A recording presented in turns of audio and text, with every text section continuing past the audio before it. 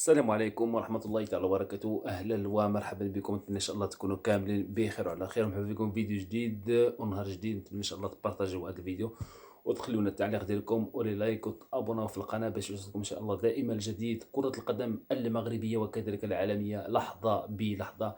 تفرجنا في الماتش ديال الوداد الرياضي في دوري أبطال إفريقيا في جولته الثانية والهزيمة الثانية لفريق الوداد الرياضي في دوري أبطال إفريقيا أمام السكمي موزا الإيفواري خارج الديار، بعد كان فريق الوداد الرياضي انهزم في مباراته الأولى في دوري أبطال إفريقيا في ملعب مراكش الكبير بهدف دون رد أمام جالاكسي البوتسواني. بعد ذلك هزيمة فريق الوداد الرياضي أمام الجيش الملكي في الدوري المغربي للمحترفين بثلاثة أهداف دون رد، وهزيمة الأولى لفريق الوداد الرياضي في كأس السوبر الإفريقي أمام صن داونز الجنوب الإفريقي بهدفين دون رد.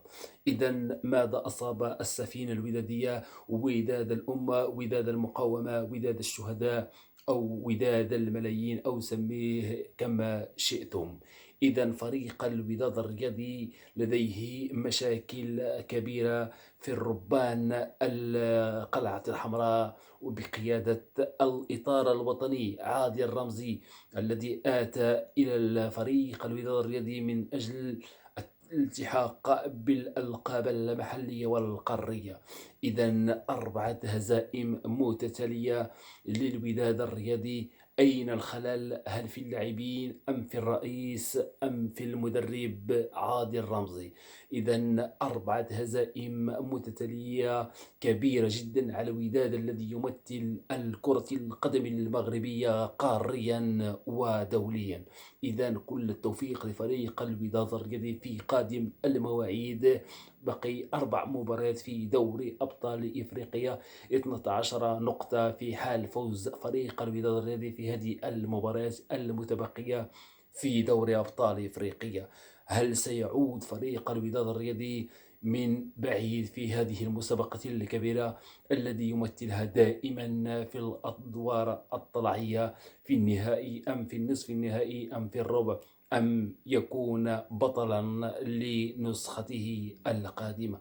فريق الوداد الرياضي الجريح 4 هزائم.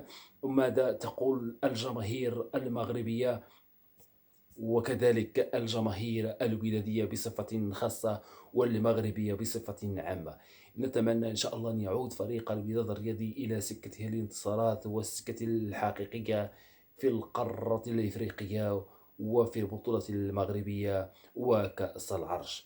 وأرجو منكم الاشتراك في القناة فضلا وليس أمرا ليصلكم كل ما هو جديد. هذا الفيديو غير خفيف وبالزربة، اسمحوا لي حيث بقى فيه الحال بزاف.